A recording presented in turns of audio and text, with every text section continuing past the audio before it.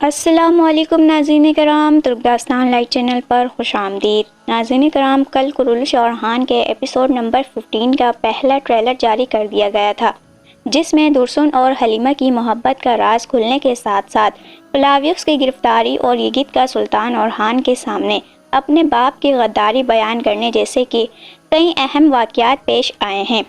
تو ناظرین کرام، ہمیشہ کی طرح آج کی اس ویڈیو میں آپ کے ساتھ اس ٹریلر کا اردو ترجمہ پیش کروں گی اور ساتھ ہی یہ بھی بتاؤں گی کہ اس ٹریلر میں کیا اہم واقعات پیش آئے ہیں۔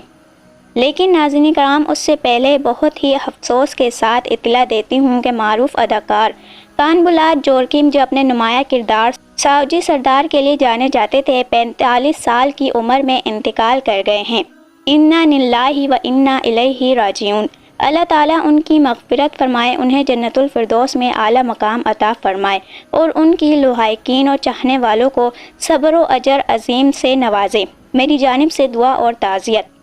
اور میرے پیارے ناظرین کرام، میں نے ابھی تک کرولش اورحان کا ایپیسوڈ نمبر 14 نہیں دیکھا ہے، تو اس لیے میں ایپیسوڈ نمبر 14 کا ریویو انشاءاللہ کل کی ویڈیو میں دوں گی۔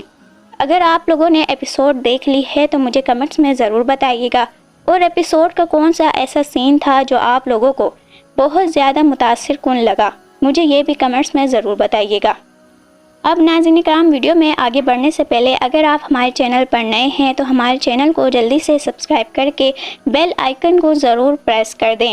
تو چلیے چلتے ہیں آج کی ویڈیو کی طرف۔ ناظرین کرام، ٹریلر کے آغاز میں ہم دیکھتے ہیں کہ سلطان اورحان کارا خلیل کے ساتھ بورسا کے محل میں داخل ہو رہے ہوتے ہیں، اور محل میں داخل ہونے کے بعد وہ پورے شان و شوکت کے ساتھ اپنے تخت پر براجمان ہو جاتے ہیں اور اپنے سامنے موجود سپاہی سے کہتے ہیں، جنگ میں جو سردار ہماری صف میں شامل ہونے چاہیے تھے وہ لاپتہ کیوں ہیں؟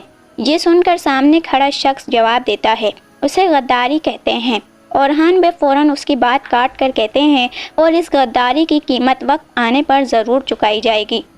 اتنے میں ہی محل کا دروازہ کھلتا ہے اور شاہنشاہ بے محل میں داخل ہو رہے ہوتے ہیں۔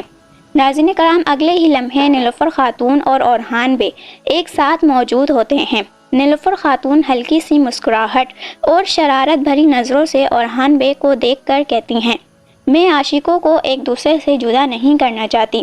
یہ سن کر اورحان بے فوراً مسکرا دیتے ہیں، ان کی آنکھوں میں محبت اور اپنائیت صاف جھلکنے لگتی ہیں۔ میرے پیارے ناظرین کرام، اس کے بعد منظر بدلتا ہے اور ہم دیکھتے ہیں کہ شہزادی اسپورچا اور دیفنے ایک ساتھ ازنی کے محل میں موجود ہوتی ہیں، اور شہزادی اسپورچا انتقام بھری نگاہوں سے دیفنے سے کہتی ہے، نیلوفر اور اورحان کو ایسی جگہ لے آؤ جہاں میں انہیں قتل کر سکوں۔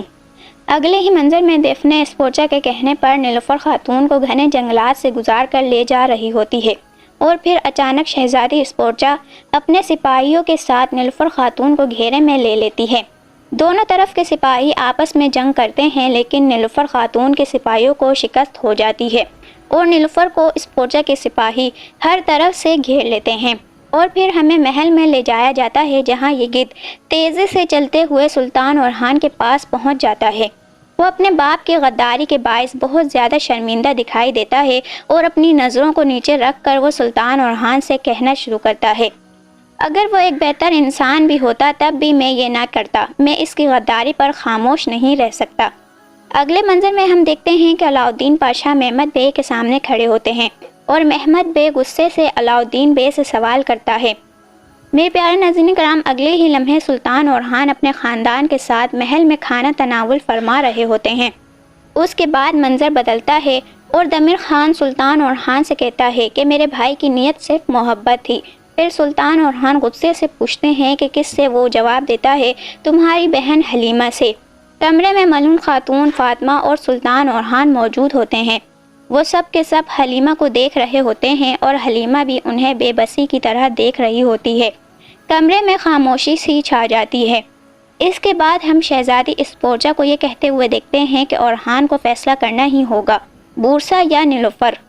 آخر میں میرے پیارے ناظرین کرام، سلطان اورحان اپنے محل میں تخت پر بیٹھے ہوئے ہوتے ہیں، اور پھر محل کے دروازے کھلتے ہیں، سپاہی فلاویوس کو گرفتار کر کے آ رہے ہوتے ہیں اور اسے گھٹنوں کے بل اورحان بے کے سامنے بٹھا دیا جاتا ہے، اور پھر سلطان اورحان کہتے ہیں، گیدڑ اور لکڑ بگے مل کر سرحدوں پر بھیڑیوں کو ڈرانا چاہتے ہیں، لیکن ہمارے انتقام کی آگ صرف ان کے دلوں کو جلائے گی۔ orhan بے اپنی تلوار نکال کر فلاویوس کی گردن پر رکھ دیتے ہیں اور پھر مسکراتے ہوئے کہتے ہیں اب تمہیں مجھ سے کون بچائے گا فلاویوس۔ ناظرین کرام، فلاویوس بے بسی سے orhan بے کو دیکھتا ہی رہ جاتا ہے اور پھر ٹریلر وہیں پر اختتام پذیر ہو جاتا ہے۔ تو میرے پیارے ناظرین کرام، کیسی لگی آپ کو یہ ویڈیو اور ٹریلر؟ مجھے کمنٹس میں ضرور بتائیے گا۔ میری ویڈیو دیکھنے کا بہت شکریہ۔